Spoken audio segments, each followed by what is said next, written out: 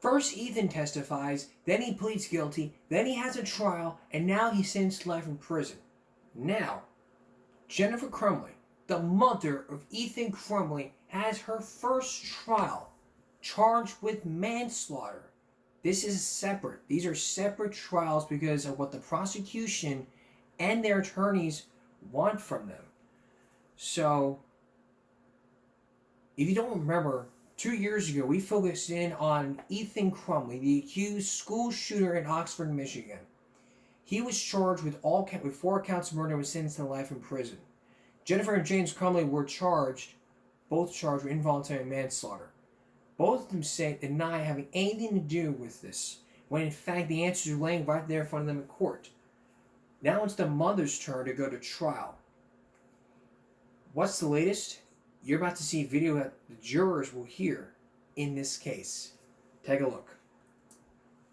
Emotion in court as the mother of school shooter Ethan Crumbley goes on trial. Jennifer Crumbley and her defense attorney wept while graphic, disturbing surveillance video was being shown.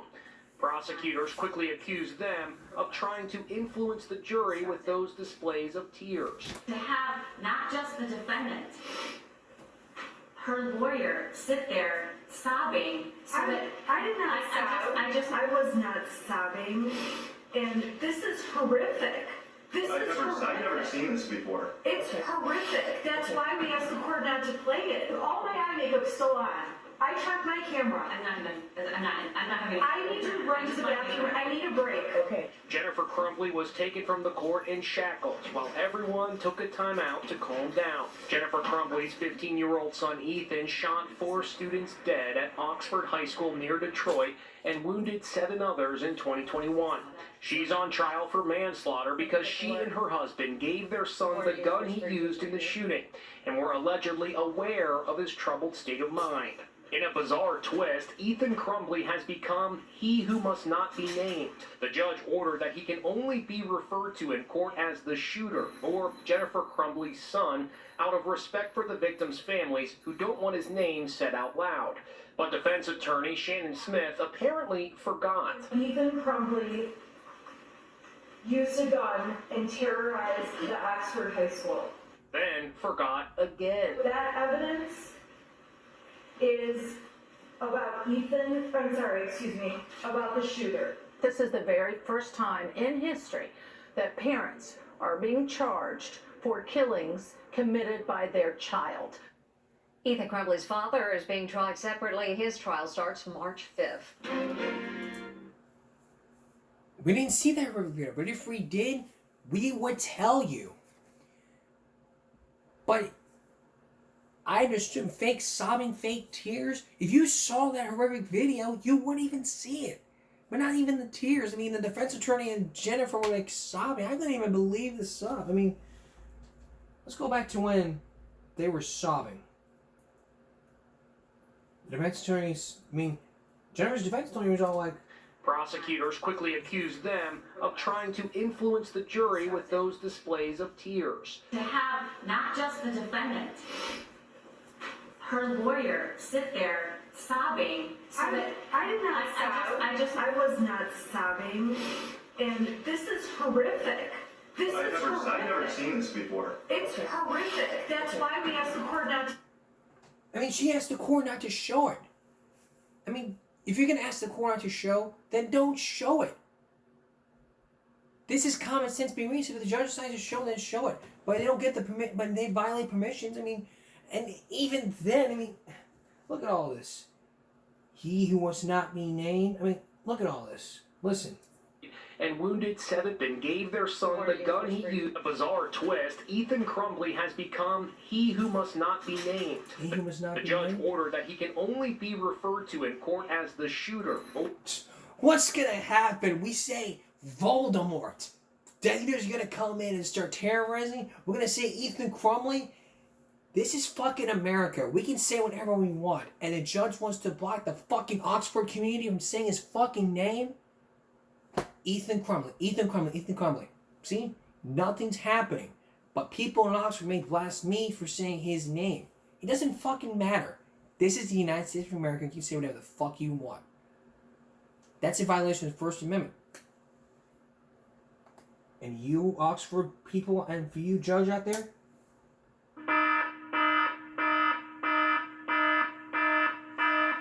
I tell you this, that's in violation of the First Amendment. The First Amendment gives us the right to say whatever we want. We can say Voldemort and nothing will happen. We can say Ethan Crumbley and nothing happens. This is America, land of the free, the land of second chances. It's the land of second chances, and for the shooter, it's like, what are you gonna do? We're gonna nickname Ethan Crumbley Voldemort. No offense. I mean, I guess the judge may have read too much Harry Potter.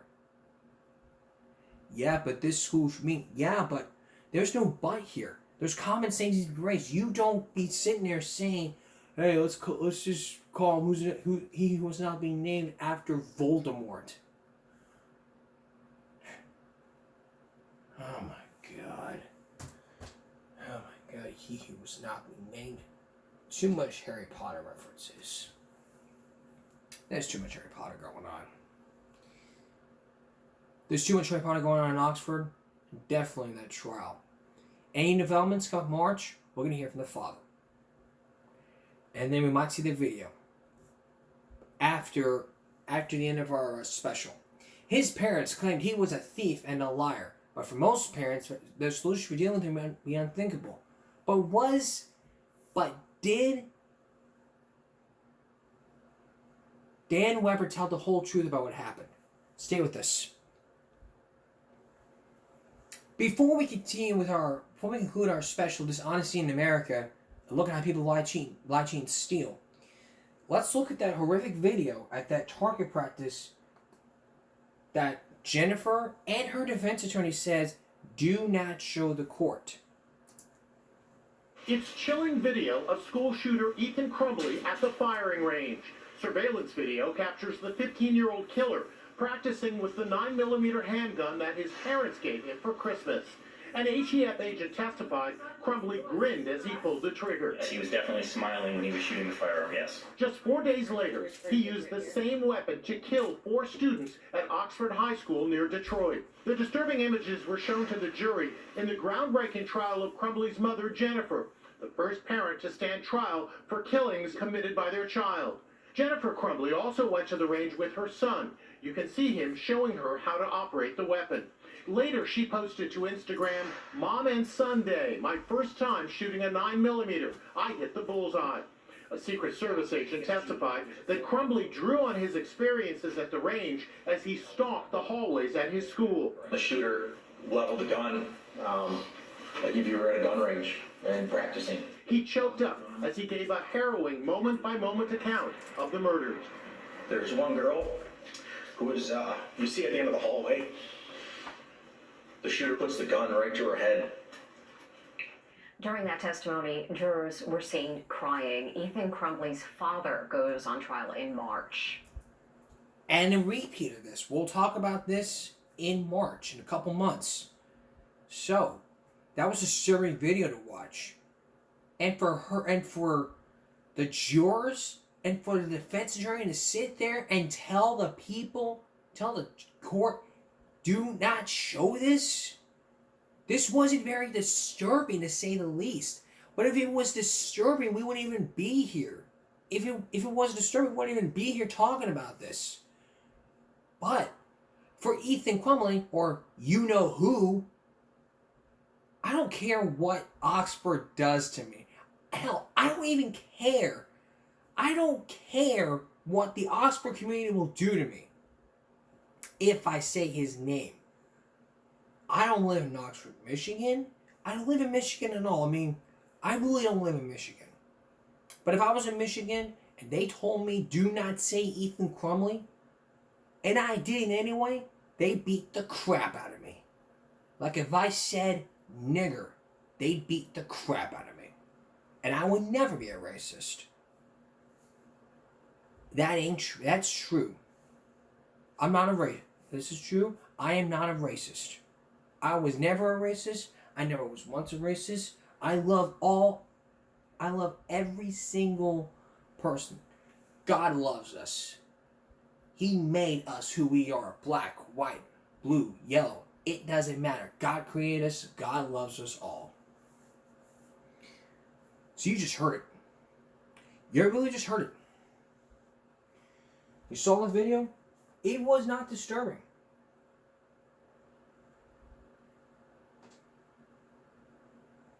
But there's more to the trial than meets the eye here.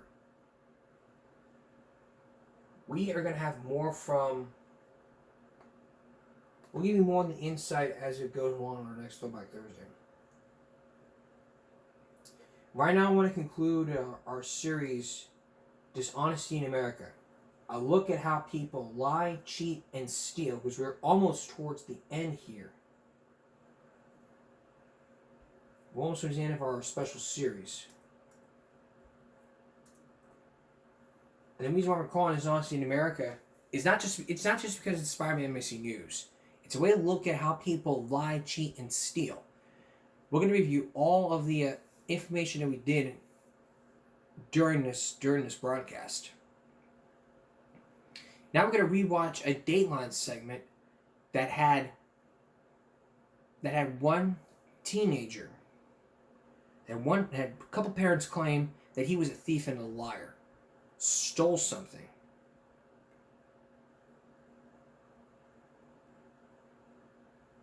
But for the teenager you're about to see, it really did. As we first told you about this, it was a family funeral like any other. But the question is, why would he steal?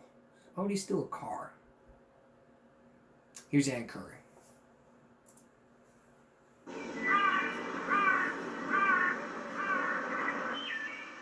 It looks like a picture postcard from Middle America. A tranquil place where you might expect family values are still prized. But underneath the pretty pictures lies another story that tests the most profound human relationships. It pits a son against a mother against a grandmother, and parents against the state. It all began with a parent's fear that their teenager was spinning out of control. That's what I always heard.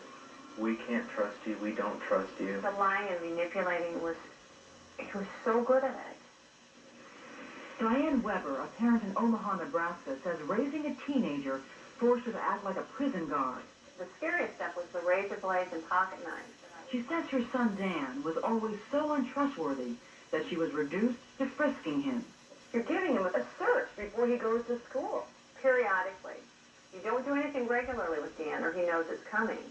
You actually put your hands in his I put it in pocket the back pocket as he was trying to head out the door. before he went out the door of the bus. In addition to razor blades and pocket knives, she said she found these kinds of items she was convinced were stolen. Cigarettes, cigars, lighters, diet pills, and wine, all hidden in his closet. She suspected he was stealing for years, but it wasn't until he was 13 that she caught him. On a day she unexpectedly came home early from work, she saw her husband's car was missing. She sensed immediately that her son had taken it. I didn't know if he was in the ditch, killed in a car accident. We lived by very busy streets. She was frantic by the time she got the phone call that told her what happened. Dan had taken his father's car for a ride to Kmart, where he was caught shoplifting chewing gum. Diane and Ken Weber, a highway construction foreman, were disturbed by Dan's attitude when they picked him up. Like he really didn't think what he did was wrong at all. Yelling absolutely did no good with Dan. He was blank. He was just numb to anything. What do parents do when a child misbehaves and shows no remorse? What these parents did is raising questions about whose rights are more important, a parent's or a child's. The family tried counseling, but the parents say Dan showed little signs of progress. And when he became a teenager, they began to fear the worst. We just knew he had to get his act together. He was going to be going into high school. There was a lot more that he could have gotten involved in high school. That scared us. He was about to change schools and was going through physical changes as well. His parents saw a boy transform into a young man in just 1 year. What happened to you that made you go, okay, that's it? I just had enough. I mean, we're talking years and years and years of stuff. And I think I just had it. It's like, why do I have to do this? What happened next would shock many parents. I took him in. Diane says she was exasperated when she made this threat. If you think you have it so bad here, how would you like to go to a foster home and just see how bad it is? Dan went to school that day without giving his mother an answer. But when he returned, she says he told her something she will never forget. That's what I want to do. Go to a foster home. I was just taken aback. Why'd you let him? Be the one to decide if, in fact, that happened. Why let him decide to go to foster care? Why not keep him? We didn't make the threat, and you have to go through with it. You can't make idle threats one after another because he knows that's all it's going to be. Diane took Dan to the Sarpy County Courthouse. She said she had him charged for stealing her car in order to get him into the juvenile court system. He didn't even want to come home to pack his own bags. Which, I mean, that really flustered me. I mean, how much more rejection can a parent have from a child? Didn't that hurt? Yeah, she can't even come by to say goodbye. It hurts. It still hurts. How can you take your son, your flesh and blood, the child you raised ever since he was born, and give him away to strangers? We didn't give him Not away. knowing, okay, turn him over to strangers. They're not to help. That's what we But thought. you expected that he was going to learn a lesson. So you expected that it wasn't going to be fun for him. How could you do this, Diane? You would do whatever it took to get your child help. How long did you think he was going to be in foster care? What was your plan? Maybe a week. When Diane returned from the courthouse without Dan, her own mother, Dan's grandmother, confronted her. She said, I gave him away. Just bluntly, I gave him away. She said she never said that she gave him away. She said it twice. And I'll never forget that.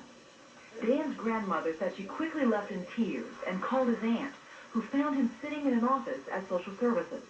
If your sister was trying to teach Dan a lesson, this definitely was not the way to do it. Dan went home with his aunt for 4 days. When his parents found out, they were furious. They had coached him all weekend about how horrible we were. And that he would never have to come home. The Webbers insisted their son come home, but they weren't prepared for his anger about what had happened. He was horrible. I mean, I've just never seen him like that. Why wouldn't he be angry, Diane? Why shouldn't we be angry? It was actually scary. You know, we'd never, ever seen him like this before. That night when he came home, he was physically and verbally violent, slamming doors, screaming, yelling. I was terrified. So terrified of Dan's rage that she believed he would turn to violence. What were you thinking he might do? We didn't know.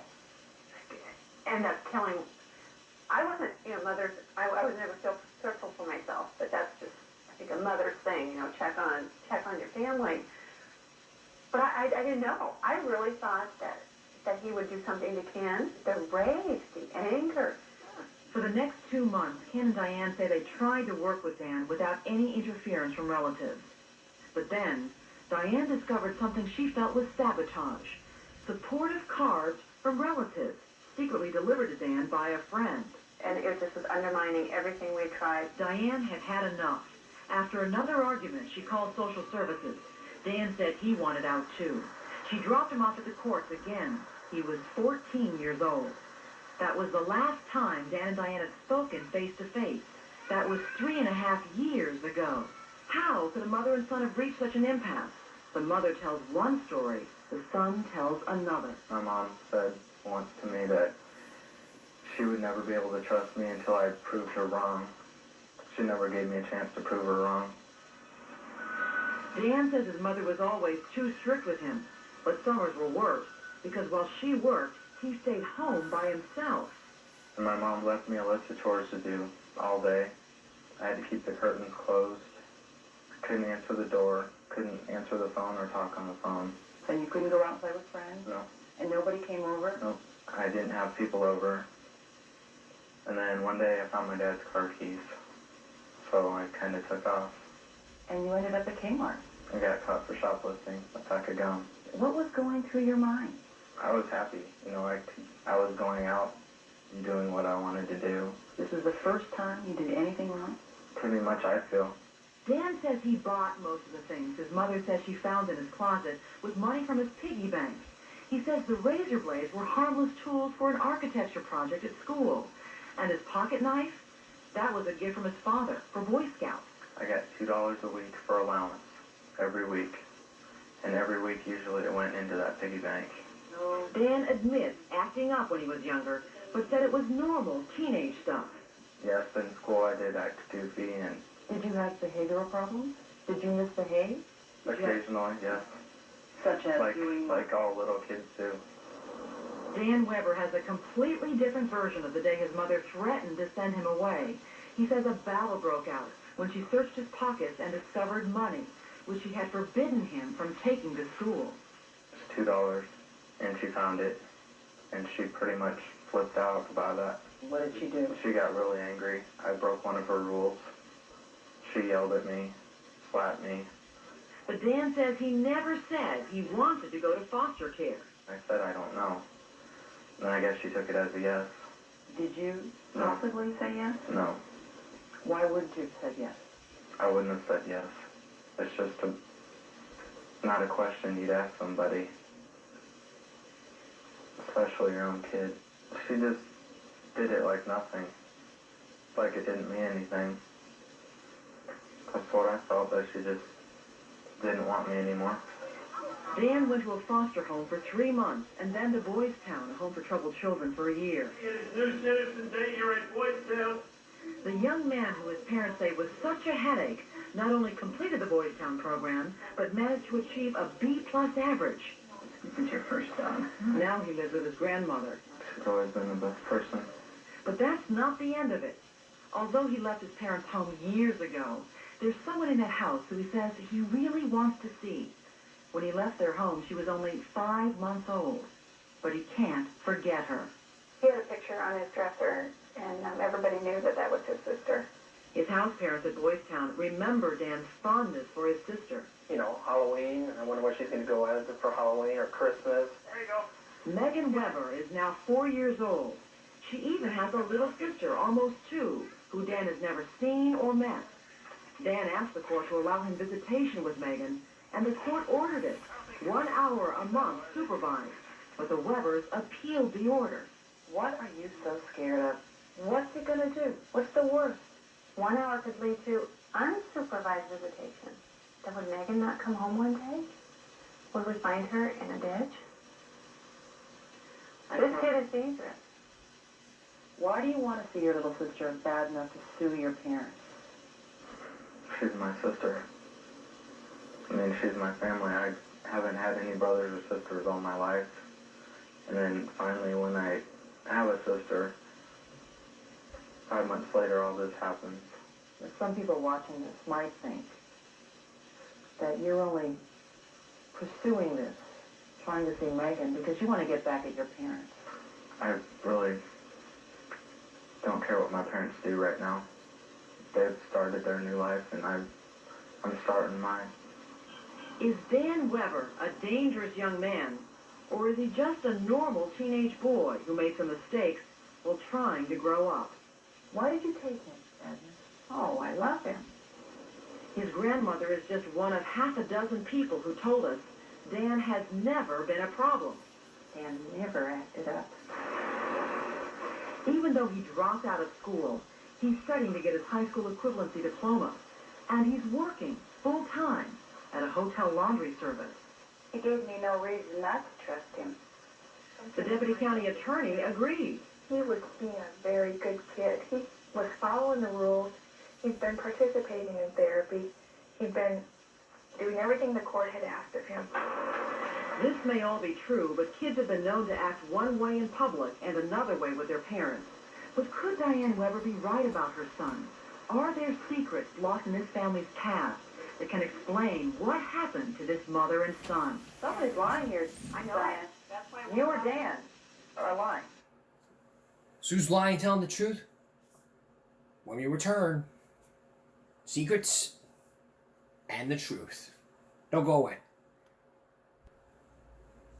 If you're just joining us, we're concluding our series, Dishonesty in America. Look at how people lie, cheat, and steal. We'll continue now looking into Dan, Ken, and Diane Weber. The Webers, who say Dan was the one doing all the lying and the stealing. But Dan was the one mostly stealing. Remember, he stole all the things he did were hidden in his closet. He stole the car, he lied, but what about all the other things? Let's hear now from Dan as he tells his side about what happened with all the stuff he stole. Again, Ann Curry. Diane Weber is convinced her son is a compulsive shoplifter who constantly lied to her. Some people might be watching this and thinking, you know, he's probably not telling us the complete truth. He probably stole some things he's not admitting to. When I was younger. What did you Like steal when you were pencils younger? and pens at school, things like that. Did you steal from stores besides a pack of gum? Ever? Never. Mm-mm. So everything But I you're have. talking about, the wine, the cigarettes, you purchased all of it. The cigarettes? No. So you stole cigarettes. Right. Let's go back to the day Dan got caught with his father's car at Kmart when he was 13 years old. This is the first time you did anything wrong? Pretty much, I feel. But later in our interview, Dan changed his story. They knew I had been taking it. Oh, so this wasn't the first time you took the car? No. You took the car a lot?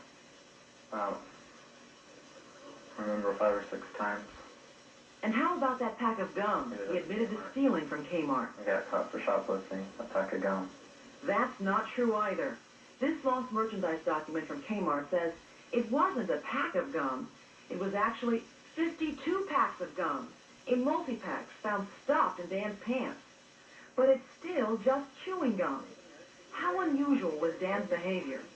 To get some answers, we sat down with Dan's former classmates, this group of seniors from Millard High School, and their parents. Did any of you ever take the parents' car without permission? No one in this group admitted to doing that, but they all said the other things Dan did were quite common. Have you lied? Yeah. Have you lied to your parents? Yes. Have they known what the lie was afterwards? I mean, did they ever find out? Oh, yeah. Based on what this group had read about the case, the majority said Dan's parents overreacted to normal teenage missteps.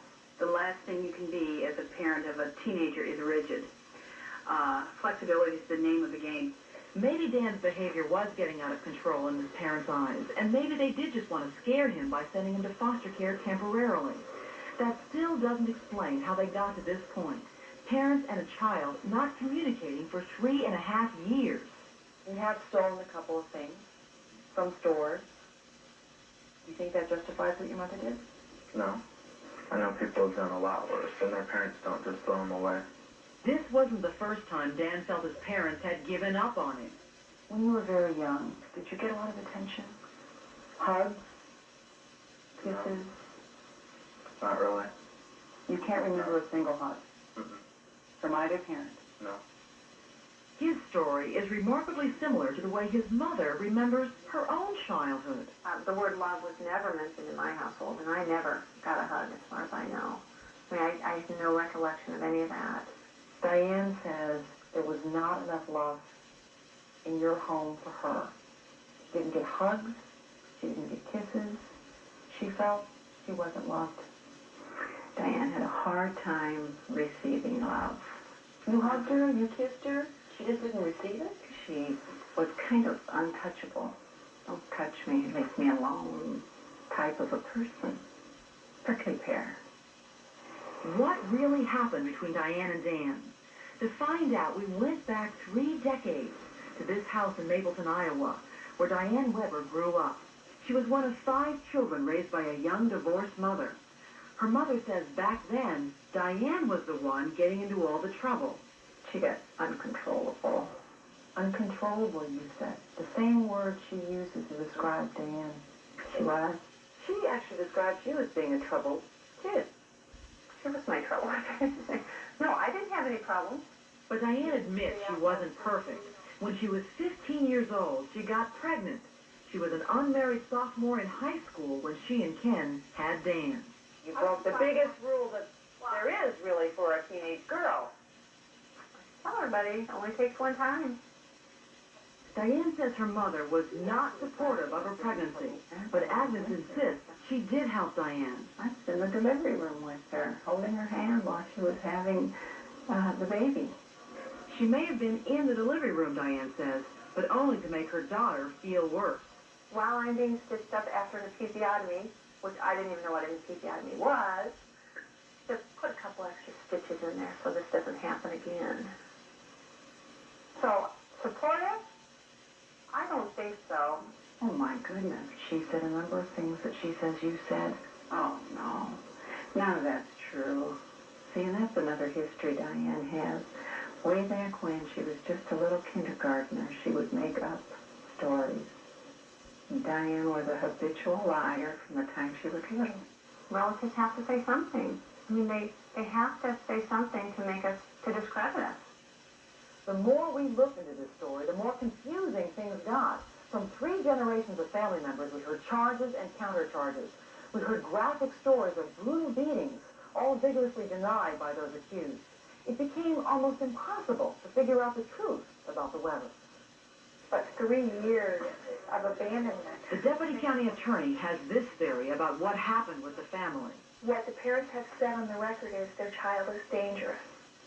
What the nuances of this case and the undercurrents indicate is that Mrs. Weber is so angry at her family that because he has had contact with them, she's basically disowned her son.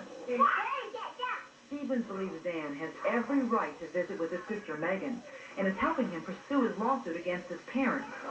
She argued his case before the Nebraska Supreme Court.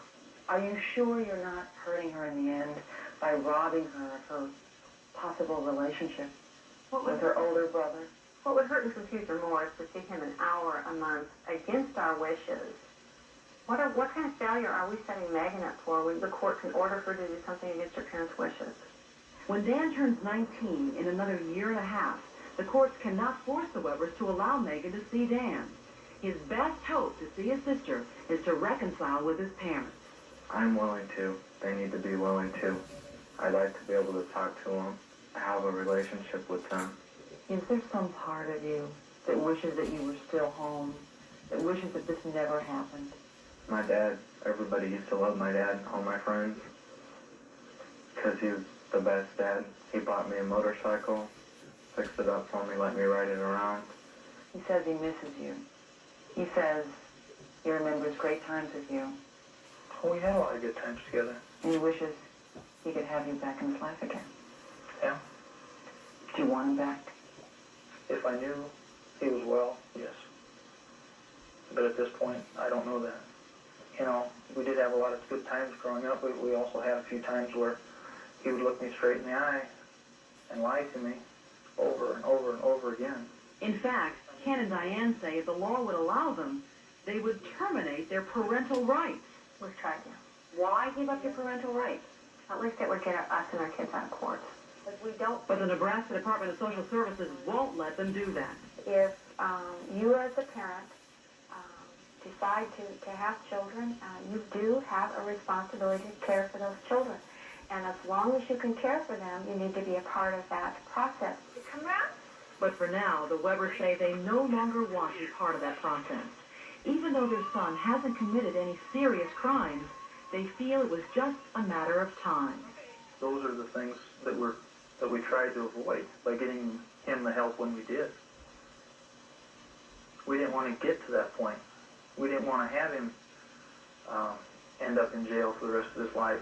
What does it say about your family that you can talk about this with me in front of millions of people, but you can't talk about it with your own mother? Some people in my family are stubborn. Have you thought about how to prevent this from happening to your kids? Sure. I'd let them have their freedom. You know, every kid makes mistakes. And they learn from their own mistakes. And everyone learns from their own mistakes. After the story aired, we probably won't know what happened. But we're about to conclude the series, so coming up, a brief review about what we talked about. with a little lesson in life. Stay with us. We're now almost to the end of our special series, Dishonesty in America. A look at how people lie, cheat, and steal by learning some lessons. We're also going to look at more lying. I mean, that's how it is. So let's start with the lying. If you lie, you're being dishonest. If you are dishonest, you are untrustworthy. That's the moral of lying. That's the moral of lying. The lesson here is do not lie, always tell the truth. Stealing. Stealing is something worth nothing. And going back to the lie, when people say, the big one, I swear to God. When somebody sits there and says, I swear to God, almost always, next thing out of the mouth is a damn lie. Stealing. You steal something for nothing. If you steal something, you're stealing money. You steal stuff from stores, you're stealing money. You steal money, you're a pickpocket. We'll get to that in our next episode. Cheating.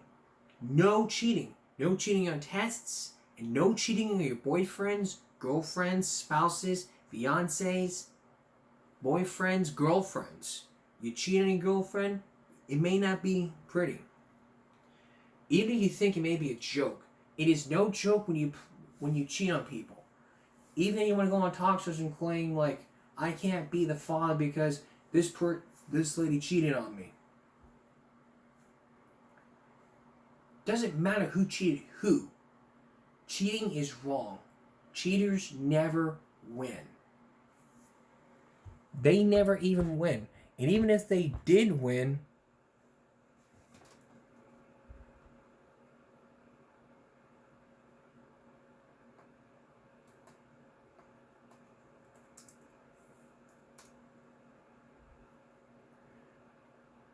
you wouldn't be here.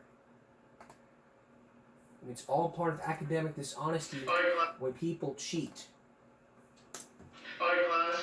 Hope you studied for your quiz. Now's a good time, as always, to remind you of how I feel about academic dishonesty. Please keep your eyes on your own paper. You may begin. Oh man, it's sunny. Where's Sal? He's the answers. Matt, what's this? It's nothing. What are you doing? I'm not, nothing. I'm just taking my This is cheating. You look at all yourself. This is cheating. You're cheating! This is cheating! No cheating. Cheating is bad. It's ridiculous. Ridiculous. Nobody wants to see somebody cheat. Even if they did, I wouldn't even be here. Cheating is wrong. It is very wrong to cheat.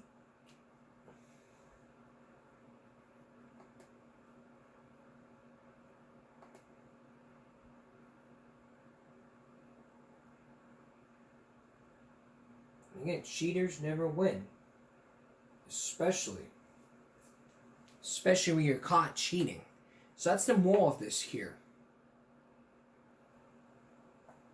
Now we know why people lie, cheat, and steal. Because they want to feel good about themselves. Because they feel like, oh, I can just do whatever I want to do and be honest with myself. Listen, the moral of the series here is that when you choose the behavior, you choose the consequences. That's the moral of this series, and I'm really glad I did this because what I really wanted to do was to tell you guys some common sense. Don't be cheating, don't be lying, and don't be stealing. It's not good for you. Those things are not good for you. Even if you did, we wouldn't even be here. And I'm really glad I did this. Amen. When we return, our Give Me a Break Classic. We have two Give Me a Break Classics to look at. Super Bowl's coming up, and one of our classics is all about unplugging a TV for a challenge. Take a look.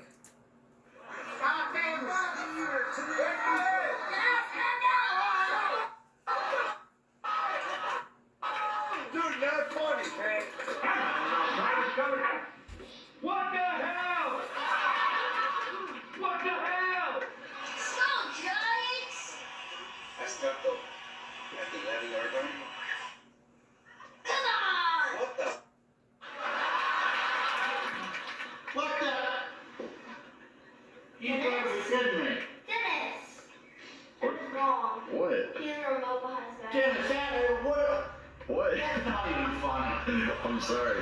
I'm sorry. What are you doing? What are you, turn it on, you crazy? What in the heck are you doing over there? Can you just not touch that? What are you doing? You have to have your hands on the thing. I'm not having your hand on the thing. Then how is it being unplugged? Whoa. What did you just do, dude?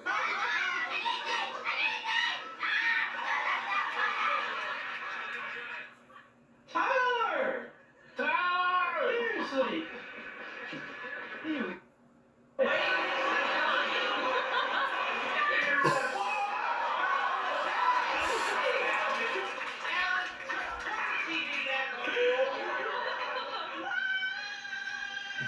What are you doing?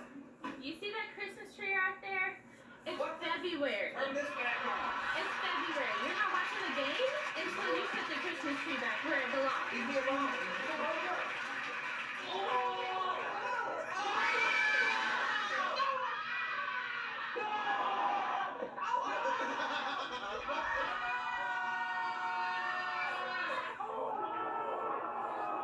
What you doing? What the it's the last play of the half! Damn it! Give me this remote. I don't care about your let's record it. Don't get pissed. Give me the remote. Jimmy Kimmel told me to do it. Jimmy?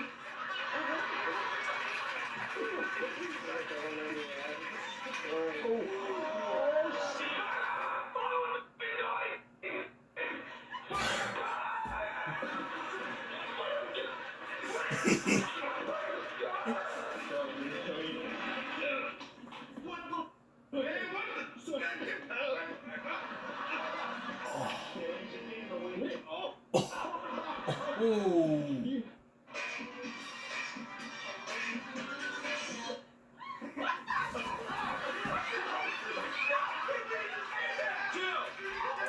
Wow.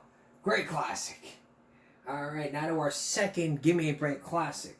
The prom dress controversy. Years ago, we did a story about prom dress controversy.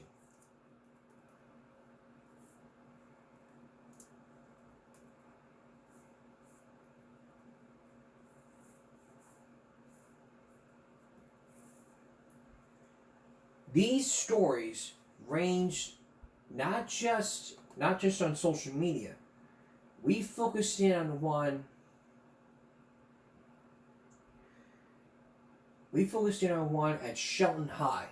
Shelton High was one of the schools that had a lot of attention growing about that prom dress controversy. A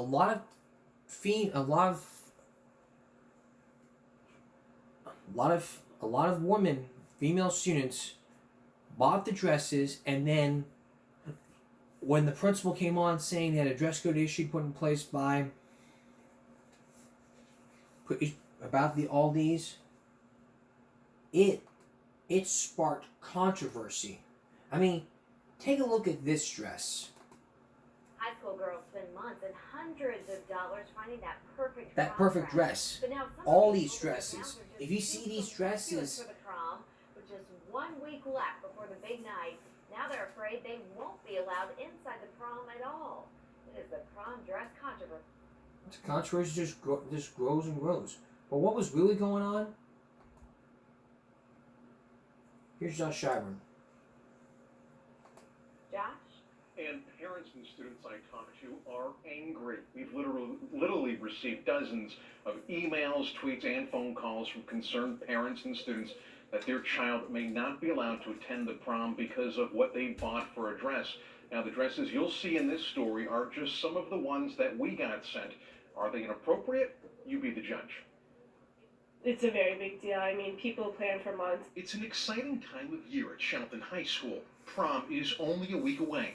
But talk to students and they'll tell you that feeling has changed after they say an announcement was made over the PA system. Our headmaster came over and said that there's like a whole new dress code for prom, and she basically said that the dress code for prom needs to be more appropriate, and there's going to be no two-piece dresses allowed, no open backs. Students say the announcement went on to threaten those who don't comply with the dress code guidelines that they cannot go inside the prom, and no reimbursement for tickets will be given. And it was just really harsh. We were all like shocked that it came out and prom's next Saturday, so there's no way any of us can make changes. And if you think it's just students who are upset, think again. There's a slit up the leg, yes, that would be on the no list. Many parents like Marilyn Ferris are worried the hundreds of dollars they've spent on a dress, alterations, limo, and flowers will all go out the window.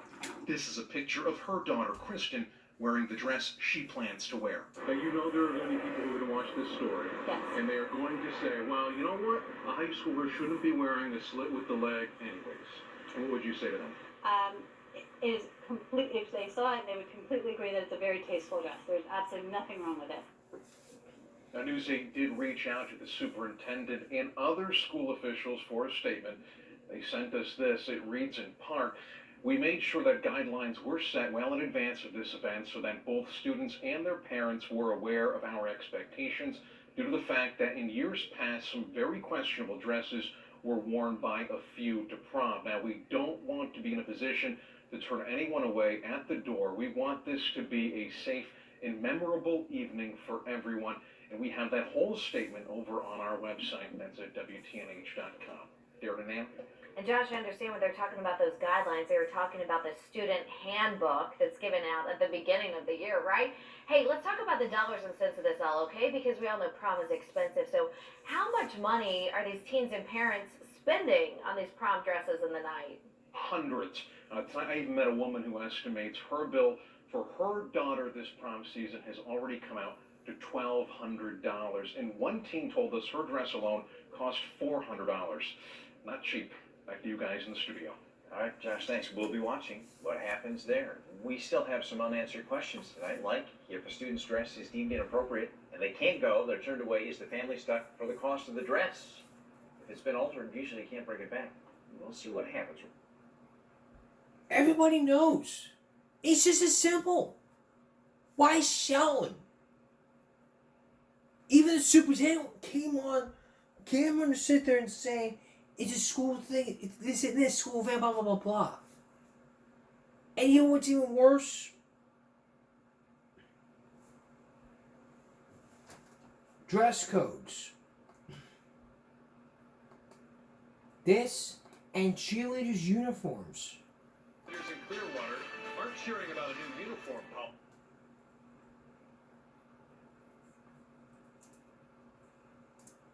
Even having girls not wearing outrage about a new cheerleading uniform.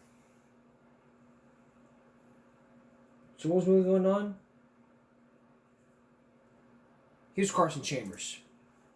Countryside High School cheerleaders say they found out on Friday they won't be able to wear their uniforms on game day to class because they're just too skimpy, even though the school provides them and they're a tradition. This is the shell, and then this is the skirt. Gina Frazier is a cheerleader, and this is her high school team uniform. I love putting it on. All the cheerleaders do.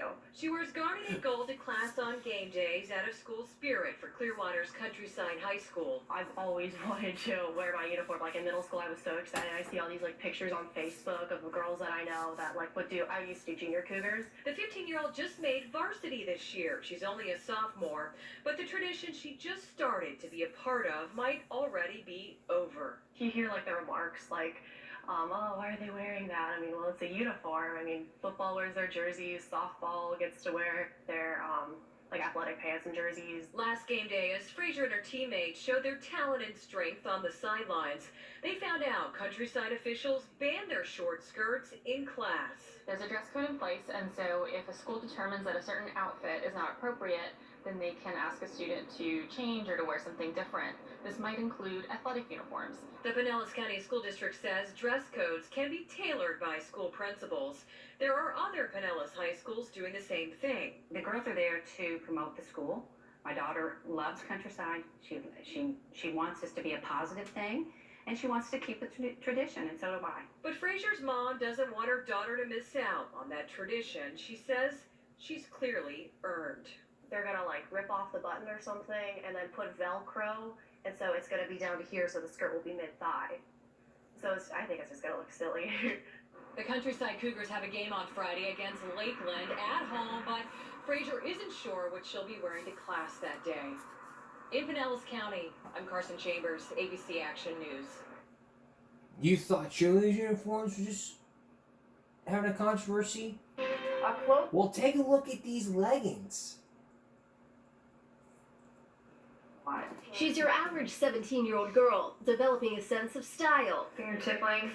But she's not modeling these stretch pants and boots to show off her fashion sense, rather to prove a point. I would like to roughly say that's 4 inches above my knee. Emily Schaefer says she was sent home from Brandywine High School on Monday because of this outfit. I was a lot offended because I was basically just being told that my education is less important than what I'm wearing. The school has not returned our request for a comment, but according to the district's website, students are allowed to wear stretch pants as long as they are covered by an article of clothing no more than 4 inches above the knee. Emily's mom, Jessica Kupferman, says she feels her daughter met the criteria. But when she walked back in and I saw what she was wearing, I was like, what are you doing here? Why would they send you home for that? When Emily went home to change, she put these jeans on, which are acceptable within the dress code, but she says they're actually tighter and more revealing than the stretch pants. But the issue goes even deeper. Schaefer says school administrators announced in an assembly that certain outfits are a, quote, distraction, which makes teenagers like Emily feel uncomfortable. He told us, the quote, that our bodies are a secret and they should be kept a secret. I can imagine being a 14-year-old and hearing that and thinking, is my math teacher looking at me wearing my pants? Comments. While Kupferman believes in enforcing the rules, she's siding with her daughter this time and hopes the school district changes its overall approach. I don't want them to use the word distraction when it comes to dress code at all. In Wilmington, Delaware, Jennifer Joyce, Fox 29 News. Wow. I guess you can't believe what was going on. But we all have to understand, though. If the school puts a dress code in place, you gotta follow. If it's discriminating against women in any ways, you have the right to sue them. We'll be right back. A lot of people have seen this video and realized that he was yelling, when in fact he was being firm.